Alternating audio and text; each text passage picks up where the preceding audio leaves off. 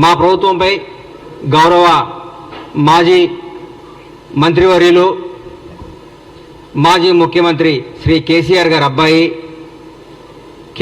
అబ్బాయి అని ఎందుకు అంటున్నానంటే ఆయన వాళ్ళ నాన్న పేరు చెప్పుకొని రాజకీయాల్లోకి వచ్చారు కాబట్టి తండ్రి పేరుని అడ్డం పెట్టుకొని అమెరికాలో నుంచి వచ్చి మా నాన్న రాజకీయాలు చేస్తున్నాడు కాబట్టి నేను కూడా చేస్తాను మా నాన్నదని తీసుకొని వాళ్ళ నాన్నగారిని వారసత్వాన్ని పుచ్చుకొని రాజకీయాలు చేస్తున్నాడు కాబట్టి కేసీఆర్ గారి అబ్బాయిగానే మేము చూస్తాం ఆయన్ని.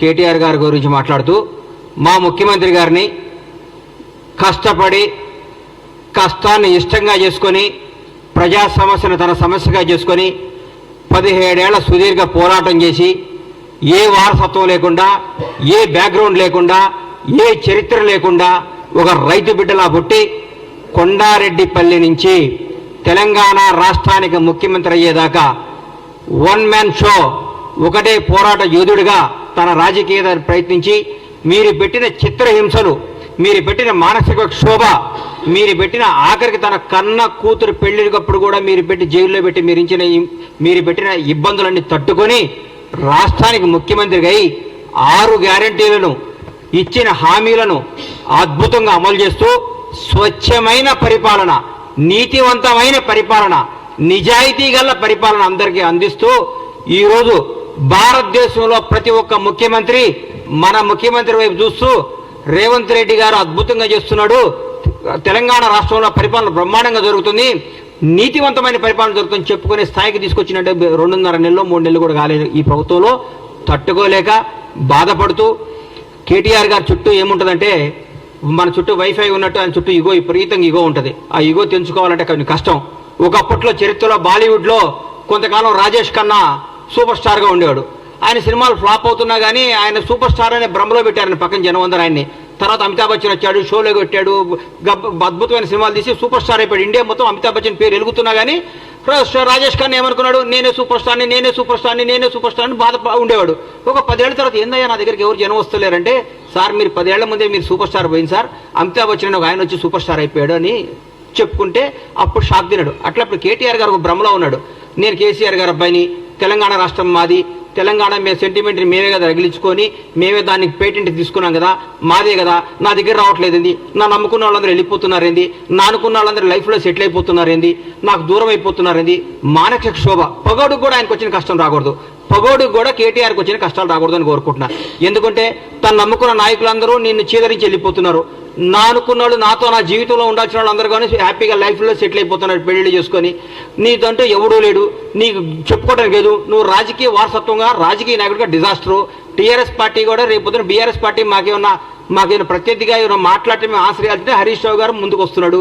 హరీష్ రావు గారు మాకు ప్రత్యర్థిగా మా ముఖ్యమంత్రి గారితో మాట్లాడటానికి ఆయన సరిపోతున్నాడు. మీరు దేనికి, మీ పార్టీ నాయకులే మిమ్మల్నే మీరు దేనికి పనికిరారు, దేనికి పనికిరాని దద్దమ్మని మీరు మీ వాళ్ళే చెప్పుకుంటున్నారు.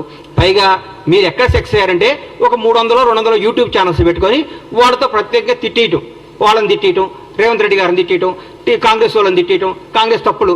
మీ దగ్గర మీ మున్సిపల్ మంత్రిగా ఉన్న మీ ఆధీనంలో 1, 2, 3, 5వ స్థాయిలో ఉన్న బాలకృష్ణ అనేవాడిని పట్టుకుంటేనే 1000 కోట్లు 2000 కోట్లు దొరికినాయి. ఆయన ఏంది ఆయన ఆఫీసర్ పేరు ఏంది, మన ఔటర్ రింగ్ రోడ్డు మన కారు రేసులు ఇచ్చిన ఆయన కారు మన అరవింద్ కుమార్ గారే డైరెక్ట్గా చెప్పాడు, నువ్వు కేటీఆర్ గారు ఇవ్వమంటే నేను డబ్బులు ఇచ్చాను. మీరు రాబోయే రోజుల్లో ఇంకా ఇంకా ఇంకా ఇంకా ఇంకా కష్టాలు తెచ్చుకొని మీరు చేసిన పాపాలు గడుక్కోవటమే మీ జీవితం స్మాష్ అయిపోయింది. ఈరోజు రాజకీయంగా మీరు భూస్థాపితం అయిపోయారు. మీకు ఎప్పుడు రేపు పార్లమెంట్ ఎలక్షన్ వరకు మీరు ఒక్క దగ్గర కూడా పోటీ చేసే అర్హత లేదు. మీరు ఫోన్ చేస్తే క్యాండిడేట్లు పారిపోతున్నారు. ఒక 17 స్థానాలకు ఒక్కొక్క పేర్లు చెప్పండి సార్ మీరు పోటీ చేసేవాళ్ళు. మా కాంగ్రెస్ పార్టీకి ఒక్కొక్క స్థానం నుంచి 100 మంది సీట్ల కోసం పోటీ చేస్తున్నారు, 100 మంది సీట్ల కోసం ట్రై చేస్తున్నారు. అది ఈరోజు మాకున్న పార్టీ, మాకున్న పరిపాలన. పైగా మీరు గొప్ప మాట అన్నారు, మాకు 6 గ్యారెంటీ లేదు మా గవర్నమెంట్, 7 గ్యారెంటీలు వచ్చింది. 7వ గ్యారెంటీ ఏందో చెప్తా, స్వేచ్ఛ, నిజాయితీగా మాట్లాడుకో, ఎవడైనా స్వేచ్ఛగా మాట్లాడుకోవచ్చు.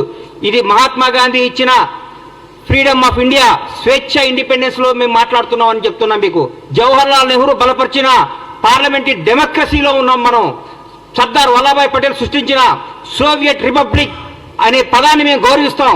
అందరికంటే డాక్టర్ బిఆర్ అంబేద్కర్ రాసిన రాజ్యాంగం మీద మా గౌరవం. అదే మీ గవర్నమెంట్లో, మీ దొరల ప్రభుత్వంలో ఒక ముఖ్యమంత్రిని, ఒక మాజీ ఎమ్మెల్యే చెప్పు తీసుకొని చూపిస్తే వాడిని మీరు ఏం చేసేవాళ్ళు? ఇప్పటికల్లా ఏం చేసేవాళ్ళు సార్? మీ గుండె మీద టీఆర్ఎస్ నాయకులందరినీ, బీఆర్ఎస్ నాయకులందరినీ, మిమ్మల్ని ముఖ్యంగా కేటీఆర్ని అడుగుతున్నా, మీ ప్రభుత్వంలో మీరు ముఖ్యమంత్రిగా ఉన్నప్పుడు, మీ నాన్నగారు ముఖ్యమంత్రిగా ఉన్నప్పుడు ఒక ప్రతిపక్ష ఎమ్మెల్యే చెప్పు తీసుకొని ఒక ముఖ్యమంత్రిని చూపిస్తే మీరు ఏమని మాట్లాడేవాళ్ళు? ఏం చేసేవాళ్ళు? ఎన్కౌంటర్ చేయించేవాళ్ళు, మీరు రాళ్లతో కొట్టించేవాళ్ళు. మీరు మేము అన్నింటినీ గౌరవిస్తాం. మహాత్మా గాంధీ రాసిన స్వేచ్ఛ, ఇండిపెండెన్స్ గౌరవిస్తాం.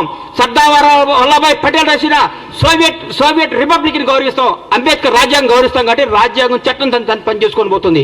మేము దాన్ని భరించి మేము ఇంకా మీరు మాట్లాడితే మాకు రాళ్ళు ఉన్నాయి, మాకు చేతులు ఉన్నాయి, మాకు కాళ్ళు ఉన్నాయి. జనాన్ని రెచ్చగొట్టకండి సార్.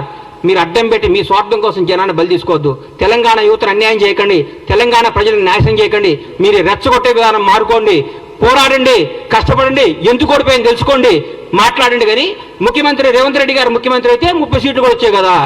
మీరు ముఖ్యమంత్రి చేస్తారని భ్రమపడి 39 సీట్లు వచ్చినాయి. మమ్మల్ని భ్రమపడితేనే నిజంగా మీ నాన్నగారు మిమ్మల్ని అనౌన్స్ చేసి ఉంటే 3 సీట్లు కూడా వచ్చాయి. నువ్వు కూడా ఓడిపోయాడు కేటీఆర్ గారు, మీరు కూడా ఓడిపోయేవాడు సార్. మాకు ముఖ్యమంత్రి రేవంత్ రెడ్డి గారు ఊరికే రాలా, నాన్న పేరు చెప్పుకొని రాలా, వారసత్వంతో రాలేదు, వారసత్వం తెచ్చుకోలేదు. ఆయన పోరాడి తెచ్చుకున్నాడు సార్. ఆయన రాజ్యాంగ కాంగ్రెస్ పార్టీలో ఒక అభ్యర్థి 2 స్థానాల్లో పోటీ చేయడం మీరు విన్నారా? ఎక్కడో కర్ణాటకలో ఒకసారి సిద్ధరామయ్య గారు చేశారు ముఖ్యమంత్రిగా ఉండి. ఈరోజు తెలంగాణ రాష్ట్రంలో నాకు తెలిసి తెలంగాణ రాష్ట్రంలో ఒక పిసిసి ప్రెసిడెంట్ 2 స్థానాల్లో పోటీ చేస్తే ఆయన ముఖ్యమంత్రిగా ఉండి వేరే వాడుతాడు కదా. 4 కోట్ల 5 కోట్ల ఈ 4 కోట్ల మంది తెలంగాణ ప్రజలకు తెలిసి నిజం మీకు తెలవలేదంటే మీరు మానసికంగా ఎంత వెనకబడిపోయి ఉన్నారో నాకు అర్థమవుతుంది. తెలంగాణ ప్రజలు ఎవరు గెలిచినా టీఆర్ఎస్ పార్టీ గెలిస్తే కేటీఆర్ ముఖ్యమంత్రి అయితే అనేవాడు కాబట్టి మీరు ఓడిపోయారు. మీరు టీఆర్ఎస్ పార్టీ గెలిస్తే కేటీఆర్ ముఖ్యమంత్రి అయితే మానసికంగా సాక్షాత్తు భారత ప్రధాని నరేంద్ర మోడీ గారే చెప్పిన అందరికి వచ్చి మీ నాన్నగారు మిమ్మల్ని ముఖ్యమంత్రి చేస్తాను అడిగిందని. ఎలక్షన్ మనకు గెలిచుంటే మిమ్మల్ని ముఖ్యమంత్రి చేసేవాడు కాబట్టి జనాన్ని మిమ్మల్ని తిరస్కరించారు. మాకు రేవంత్ రెడ్డి గారు ముఖ్యమంత్రి అవుతాడని ఆయన పీసీసీ పగ్గాలు చేపట్టినప్పుడే పీసీసీ ఆయన చేసుకున్న పోరాట పథకం చేస్తున్నాడే ఆయన అధిక ఎలక్షన్ పోయినప్పుడు మాకు రేవంత్ రెడ్డి గారు ముఖ్యమంత్రి అవుతాడు. తెలంగాణ ప్రజలందరికీ క్లారిటీ ఉంది. మీరు దయచేసి చెప్తున్నా, మీకు దయచేసి చెప్తున్నా, ఇకనన్నా మీరు మీ వాస్తవాలు తెలుసుకోండి.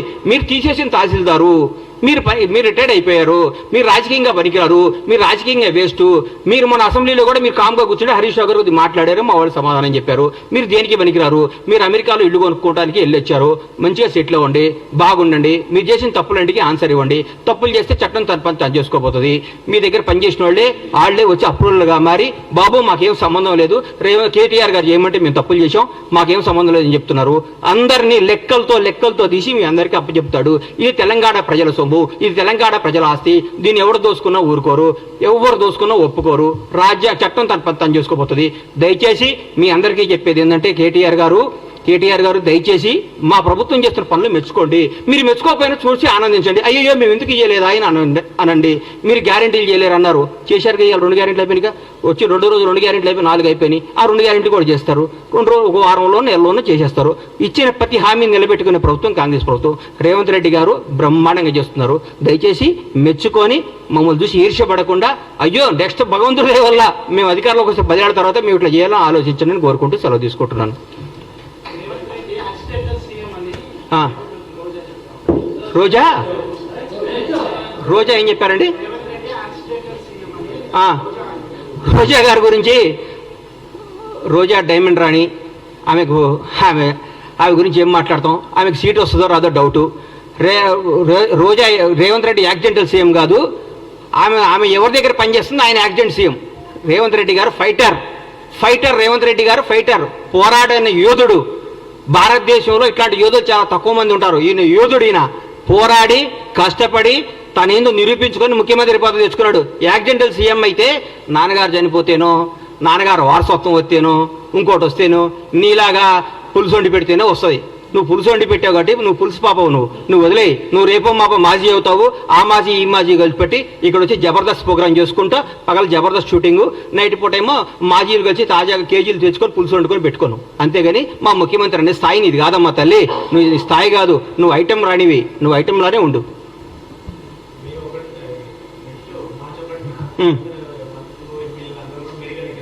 ఎందుకు? మేము పగలగొట్టిన మేడిగడ్డ ఎట్లా చూసుకోవడానిక, మేము దోసుకున్న మేడిగడ్డ ఎట్లా ఉందో చూసుకోవడానిక, మేము బీటీలు పాడిపోయిన మేడిగడ్డను చూసుకోవడానిక, అన్యాయం చేసిన కాళేశ్వరం చూసుకోవడానిక, అక్రమాలు చేసిన కాళేశ్వరంలో ఏమేమి తప్పులు ఎట్లొస్తాయో దీనికి ఎట్లా ఆన్సర్ ఇవ్వాలని వాళ్ళ ఎమ్మెల్యేలని వాళ్ళందరినీ తీసుకొని చూపించడానిక, పగిలిపోయింది కదా, పగిలిపోయిందా? మేము పగలగొట్టామా?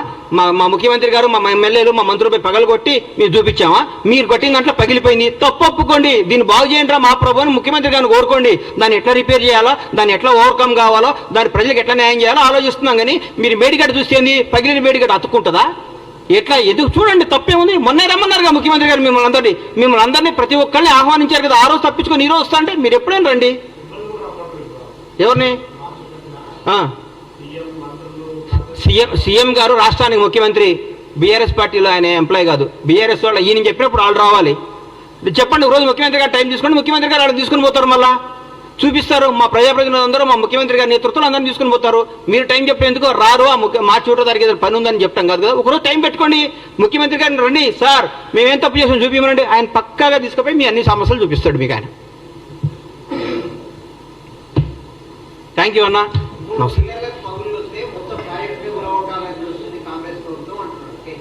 అన్నా ఒకటి గుర్తుపెట్టుకో అన్నా, ఒంట్లో ఒక ఏళ్ళకు షుగర్ వస్తే కాలు తీసేయరు, ఆ ఏళ్ళు తీసేస్తారు. ప్రాజెక్ట్ ఏం కూలగొట్టాలని చూడలేదు, దాన్ని రిపేర్ చేస్తే ఆ ఏళ్ళు తీసేస్తే పెరగకుండా చూస్తున్నారు. ఆ 3 పిల్లలతో బాగవుతుందని, 3 పిల్లలు బాగు చేస్తే బాగవుతున్నాను రాసిమనండి.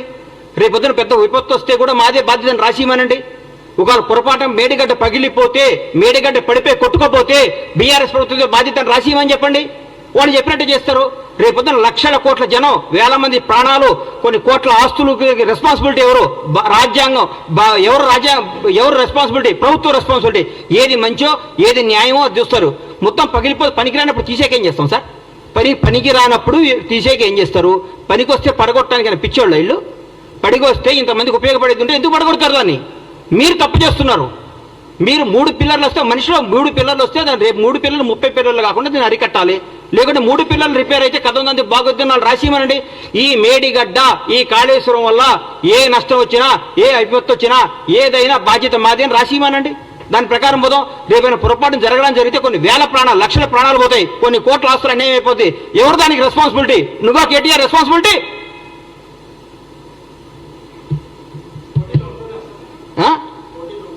మా ముఖ్యమంత్రి గారు ఏం చెప్తే అది, మా పార్టీ ఏది ఆశిస్తుంది. నేను రేవంత్ రెడ్డి గారు ముఖ్యమంత్రి అవడం, కాంగ్రెస్ పార్టీ అధికారం అవడంలో చాలా హ్యాపీగా ఉన్నా. మా పార్టీ ఏది ఇస్తే అది, కార్యకర్తగా సంతోషంగా ఉన్నా. రాబోయే 10 ఏళ్ళు కాంగ్రెస్ పార్టీ అధికారంలో ఉండాలని నేను చూసుకుంటున్నా. కాంగ్రెస్ పార్టీ అధికారంలో ఉంటుందని ఆశపడుతున్నా. బ్రహ్మాండంగా ఉంటుంది, బ్రహ్మాండంగా చేస్తానని మీ అందరికీ హామీ ఇస్తున్నా. థ్యాంక్ యూ అన్న.